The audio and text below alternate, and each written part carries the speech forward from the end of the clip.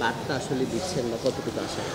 আসলে বার্তা বলতে হচ্ছে আমরা অলরেডি ইশতেহার ঘোষণা করেছি। আমাদের ইশতেহারের মধ্যে স্পষ্ট করে লেখা আছে আমাদের ভবিষ্যৎ পরিকল্পনাটা কী এবং আমরা কীভাবে বিজিএমএকে চালাতে চাই এবং বিজিএমএর মাধ্যমে কীভাবে আমাদের ফ্যাক্টরির মালিকদেরকে উদ্যোক্তাদেরকে কীভাবে আমরা ফ্যাসিলিটি দিয়ে কি সরকার থেকে বিভিন্ন দাবি দাওয়াগুলো নিয়ে আমাদের ব্যবসায়ীদেরকে সামনের দিকে এগিয়ে নিয়ে যেতে পারি। এটাই আমাদের আসলে সম্পূর্ণভাবে আমার ইশতেহারে আছে।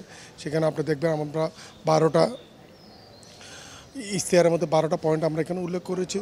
সব কিছুতে আমরা স্পষ্ট করে জানি এবং আমরা বুঝি কীভাবে করে, কারণ আমরা অলরেডি পরীক্ষিত। আমরা অনেক বছর ধরে বিজিএমএ চালিয়ে এসেছি এবং সামনে বিজিএমএ কীভাবে চালাতে হয় আমরা মোটামুটি আমাদের একটা ওই অভিজ্ঞতাটাকে কাজে লাগাতে চাই। আলহামদুলিল্লাহ আমরা হোপফুল, আমরা অতীতের নিয়ে এবারও বোর্ড গঠন করতে পারব। ধন্যবাদ। প্রথম কথা হচ্ছে, যেহেতু আমরা স্পেসিফিক চট্টগ্রামের ব্যাপারে কথা বলছি, আমরা পোর্টের যে সমস্ত সুবিধা অসুবিধাগুলো আছে আমরা অতীতেও এগুলো টেক কেয়ার করেছি এবং ভবিষ্যতেও আমরা টেক কেয়ার করব। এক নম্বর। আর চিটংয়ে যেই ডিক্লাইনিং ব্যবসার কথা আমরা বলছি, আমরা আশা করছি যে পরবর্তীতে এই ব্যবসাটা আস্তে আস্তে পিক করবে। তার কারণ হচ্ছে এখন দেখা যাচ্ছে যে আগে যে সমস্যাটা ছিল না, যে কানেক্টিভিটি টাইম, চিটংয়ে যে অ্যাডভান্টেজটা পাওয়া যাচ্ছে এখন ওটা মানুষ অনেক বেশি অনুধাবন করছে। তো নতুন করে দেখা যাচ্ছে যে আবার ইনভেস্টমেন্ট আসা শুরু হয়েছে চিটংয়ের দিকে। হয়তো শহরে হবে না, শহরের বাইরে, কিন্তু আমরা মনে করি যে চিটংয়ে আগামী 5 থেকে 10 বছরে ফ্যাক্টরির পরিমাণ আস্তে আস্তে বাড়তে থাকবে। ফার্স্ট যেটা জানার চেষ্টা করছিলাম যে আপনাদের পক্ষ থেকে মানে স্পেশাল ইশতেহার তো আছে, সেক্ষেত্রে কয়েকটা পয়েন্ট যদি উল্লেখযোগ্য। আমরা যেরকম ফোরাম ট্রান্সপারেন্সি নিয়ে কথা বলছে, আমরা অলরেডি ট্রান্সপারেন্সি তো মেনটেন করি। কমিউনিকেশন বাড়ানোর যে ব্যাপারটা, এই দিকে আমরা আরও বেশি নজর দিব।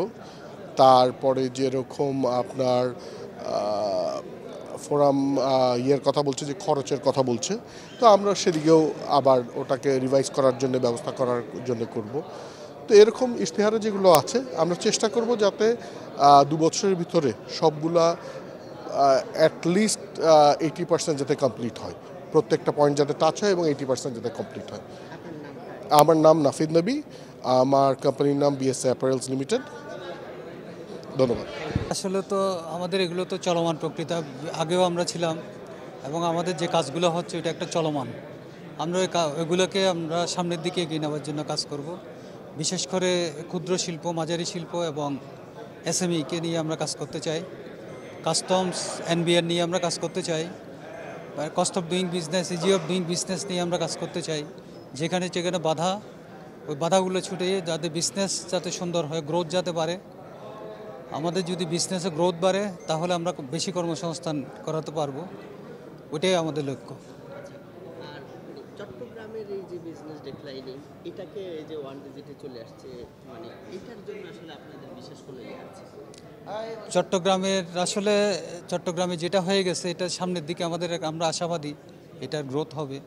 কারণ এখানে ধরেন কোরিয়ান ইপিজেড, আমাদের ওই যে বীরেশ্বরা ইকোনমিক জোন, এগুলো সংযোজন হয়ে এবং এই যে প্রজেক্ট যেগুলো হচ্ছে এগুলোতে যদি আমরা ইনভেস্টমেন্ট করতে পারি, ইনভেস্টমেন্টের পরিবেশ যদি থাকে, ইজি অফ ডুইং বিজনেসের যদি আমরা আগাতে পারি, আমি মনে করি চট্টগ্রামে আরও অনেকগুলো শিল্প আসবে এবং ওই ব্যালেন্সটা আমরা কভার করে নিতে পারি।